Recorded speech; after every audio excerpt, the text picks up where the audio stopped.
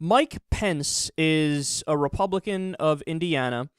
He used to be in the House of Representatives, and now he's the governor of Indiana. And he's one of those conservatives that's big on the rhetoric of fiscal discipline and the whole idea of being a deficit hawk. Almost all of his rhetoric when he was in the House of Representatives centered around that idea.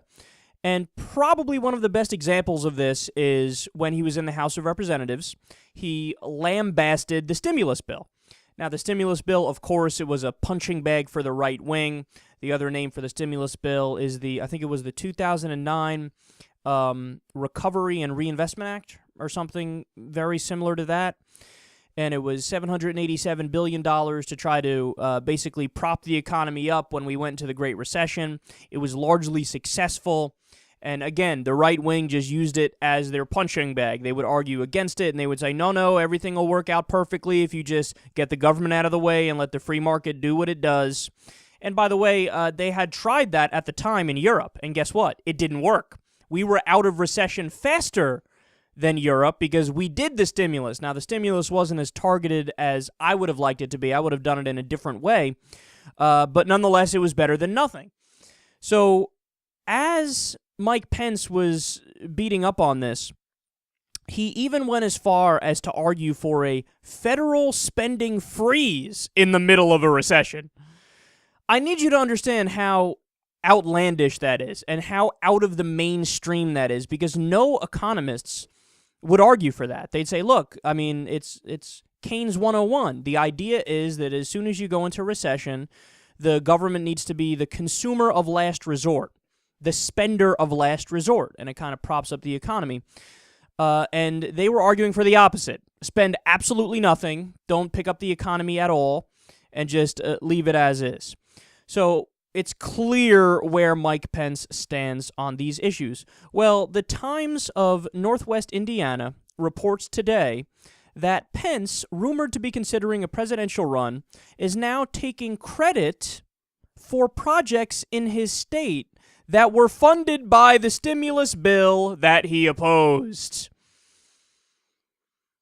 I would be like screaming right now and yelling and saying, so absurd, so crazy. But we're so used to seeing this, we're jaded. You know, we've gotten so accustomed to Republicans saying one thing and doing the exact opposite that it's almost like, well, what'd you expect? This is what they all do now.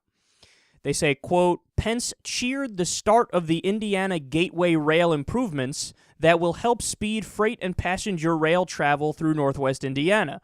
It's funded by the stimulus. It's a $71.4 million project that will cut delays at region rail crossings by 70 hours a year, shave an hour off Amtrak trips between Chicago and Detroit, and create an estimated 700 jobs.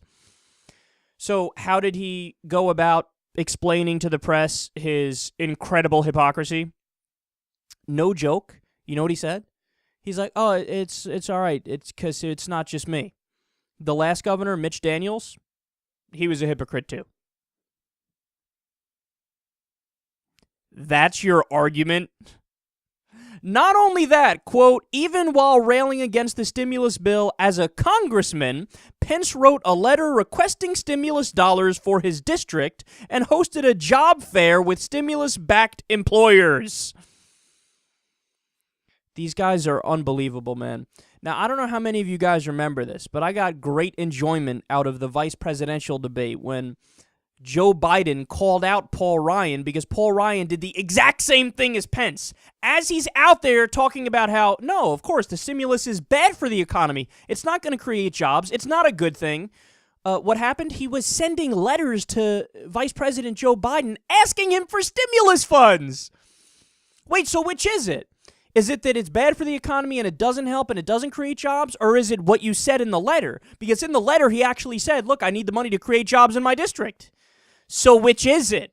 But see, they try to have it both ways, man. It's the old school Republican hypocrisy that we're just so used to at this point. I can give you so many examples. How about with Dick Cheney and Rob Portman? These are both two guys who ran on family values, talked about how, you know, they're against gay marriage, and then Rob Portman found out he has a son that's gay. Within a year, he was pro-gay marriage. Dick Cheney, one of his daughters is gay. he came out in favor of gay marriage after he was the vice president. It's what they always do, man.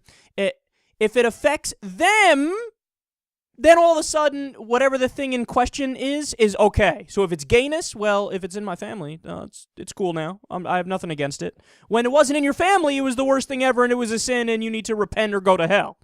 Right? Same thing with the stimulus. When it's other people who are getting stimulus money, who are surviving off of it, oh, it's so bad, and pull yourself up by your bootstraps. When it's your district, shh, it's the best thing ever. Nobody say anything. Everybody shut up. How about Chris Christie? Another perfect example. He would always talk about small government and states' rights. He would say, look, we don't need the feds. We just don't need the feds. New Jersey is fine without the feds. We'll pull ourselves up by our bootstraps. The second Hurricane Sandy hit, what did he do? He went to FEMA and asked for 100% reimbursement. The law says you get 80% reimbursement. He asked for 100% reimbursement. Now all of a sudden, Mr. Small Government Tough Guy likes big government. It's the same kind of hypocrisy we see time and time again. Look, this is why a lot of people are turned off to politics. You know, my father was one of those people.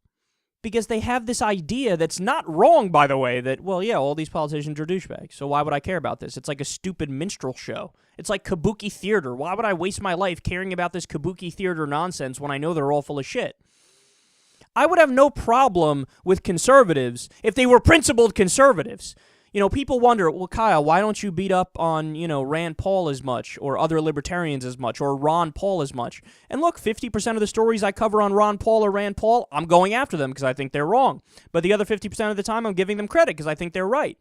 But the thing about those guys is, and the thing about a lot of libertarians is, at least they're consistent in their ideology. So Ron Paul comes around and says, well, look, yeah, I'm against welfare programs and social safety net programs, which I disagree with him on, right?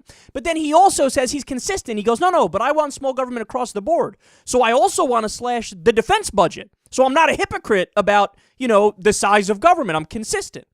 So, okay, dude, I disagree with you on a lot of that stuff, and I agree with you on other things, but we could have a conversation. We could talk it out. We can actually come to some, constructive conclusions, and we could come up with policy ideas. But if you're talking to somebody like Mike Pence or Dick Cheney or Rob Portman or any of the establishment Republicans, you're just massive jokes. You're just these gigantic hypocrites. I don't take you seriously. You're clowns.